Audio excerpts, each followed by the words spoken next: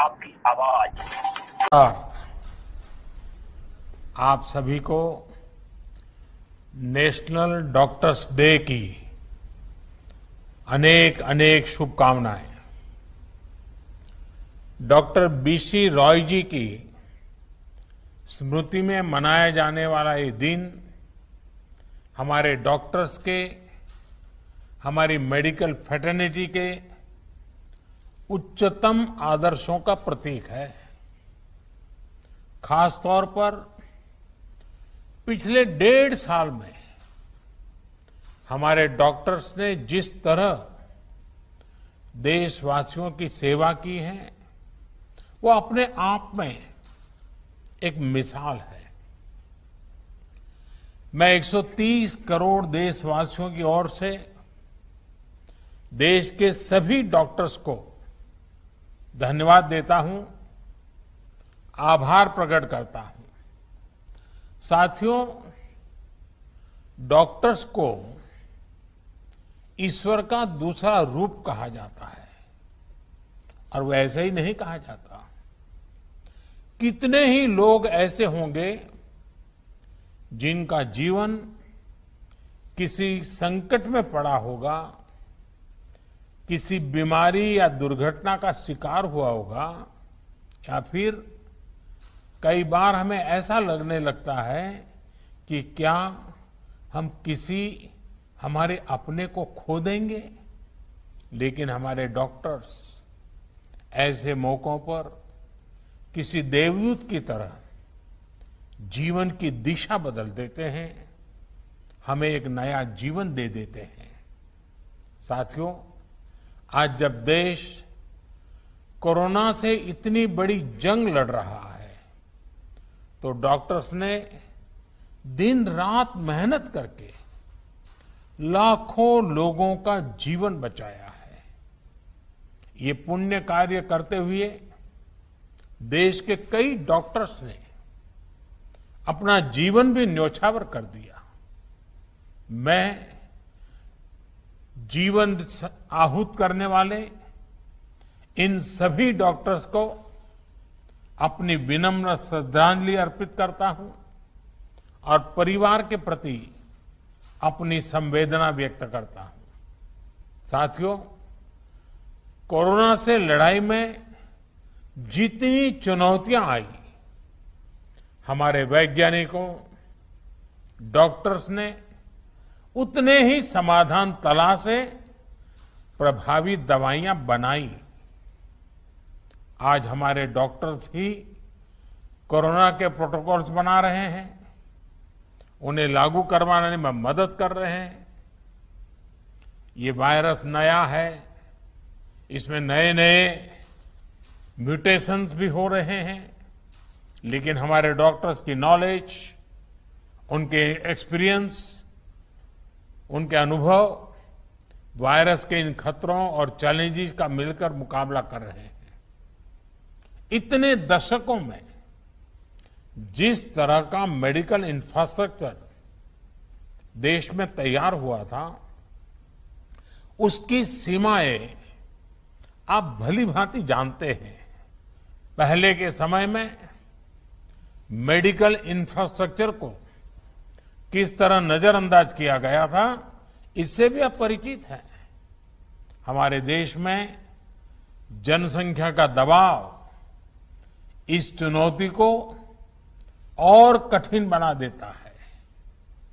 बावजूद इसके कोरोना के दौरान अगर हम प्रति लाख जनसंख्या में संक्रमण को देखें, मृत्यु दर को देखें, तो भारत की स्थिति बड़े बड़े विकसित और समृद्ध देशों की तुलना में कहीं संभली हुई रही है।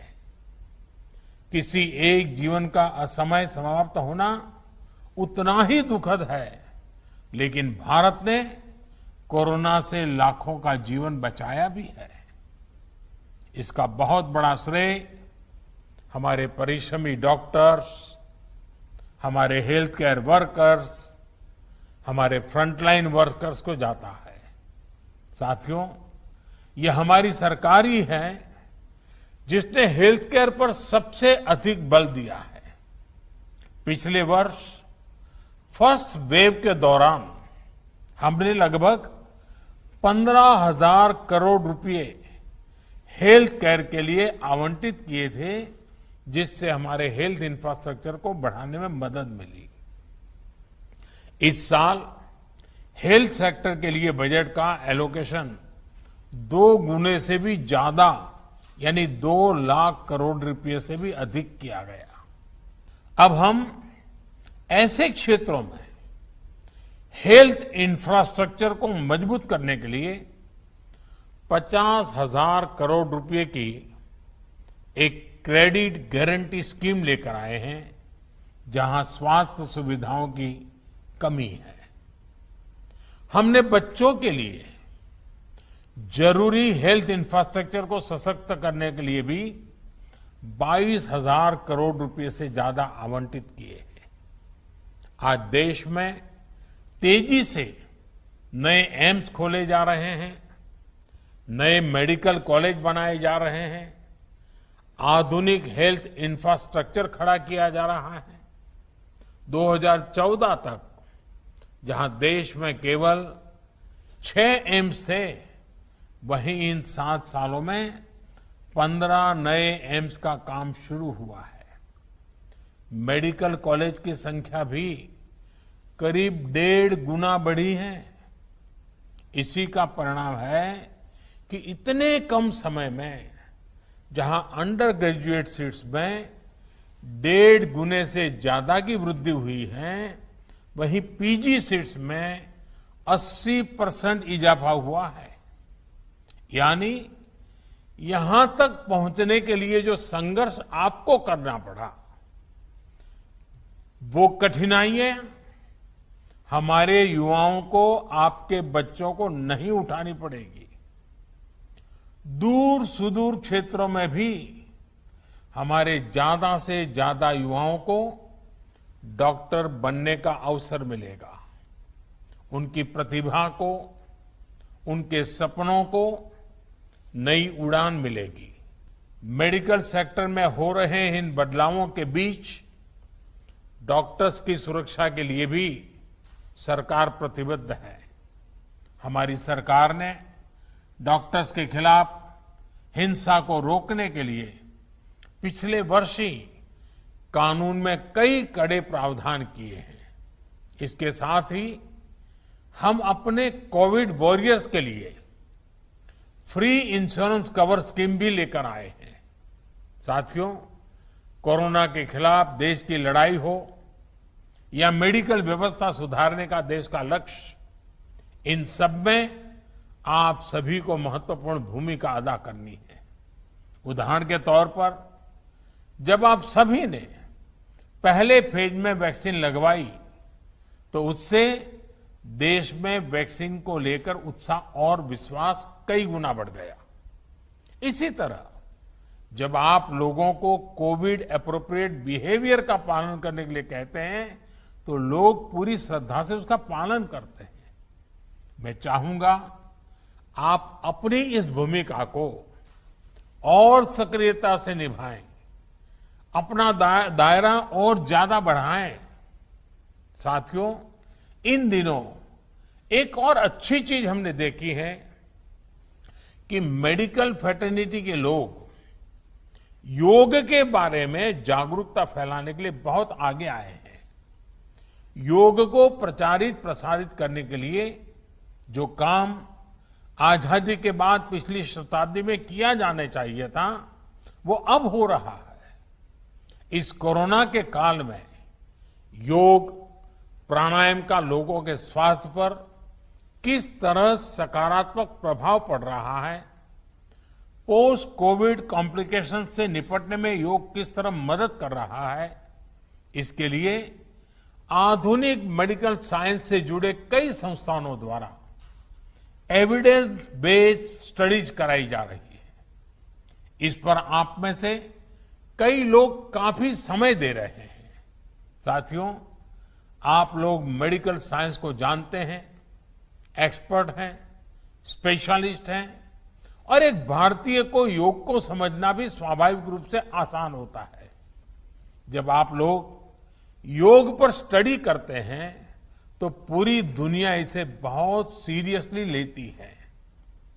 क्या आईएमए इसे मिशन मोड में आगे बढ़ा सकती है? योग पर एविडेंस बेस्ड स्टडीज को साइंटिफिक तरीके से आगे ले जा सकती है। एक प्रयास ये भी हो सकता है कि योग पर स्टडीज को इंटरनेशनल जर्नल्स में पब्लिश किया जाए, उसे प्रचारित किया जाए। मुझे विश्वास है कि ये स्टडीज दुनिया भर में डॉक्टर्स को, अपने पेशेंट्स को योग के बारे में और जागरूक करने के लिए भी प्रोत्साहित करेगी।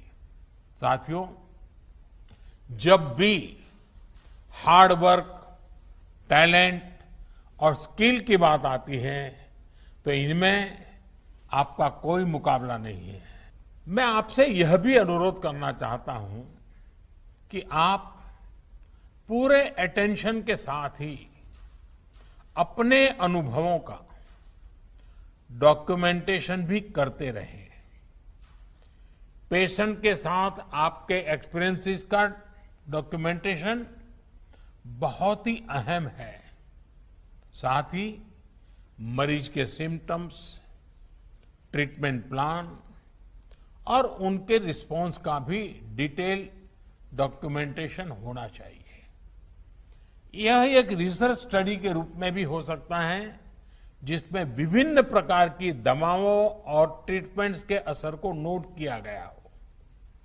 जितनी बड़ी संख्या में आप मरीजों की सेवा और देखभाल कर रहे हैं, उसके हिसाब से आप पहले से ही दुनिया में सबसे आगे हैं। यह समय यह भी सुनिश्चित करने का है कि आपके काम का, आपकी साइंटिफिक स्टडीज का दुनिया संज्ञान ले और आने वाली पीढ़ी को उसका लाभ भी मिले। इससे दुनिया को जहां मेडिकल से जुड़े कई जटिल सवालों को समझने में आसानी होगी, वहीं उसके समाधान की दिशा भी मिलेगी। कोविड की यह महामारी इसके लिए एक अच्छा स्टार्टिंग पॉइंट हो सकता है। वैक्सीन किस प्रकार से हमारी मदद कर रही है, किस प्रकार से अर्ली डायग्नोसिस का लाभ मिल रहा है और एक पर्टिकुलर ट्रीटमेंट किस प्रकार से हमारी सहायता कर रहा है, क्या हम इसको लेकर ज्यादा से ज्यादा स्टडीज कर सकते हैं? पिछली शताब्दी में जब महामारी आई थी, आज उसका डॉक्यूमेंटेशन बहुत उपलब्ध नहीं है। आज हमारे पास टेक्नोलॉजी भी है और हम अगर कोविड से कैसे मुकाबला किया गया है, इसके प्रैक्टिकल अनुभवों का डॉक्यूमेंटेशन करते हैं तो वो भविष्य में पूरी मानवता के लिए बेहद मददगार साबित होगा। आपका ये अनुभव देश के मेडिकल रिसर्च को एक नई गति भी देगा। अंत में मैं यही कहूंगा कि आपकी सेवा, आपका श्रम सर्वे भवन्तु सुखिनः के हमारे संकल्प को अवश्य सिद्ध करेगा।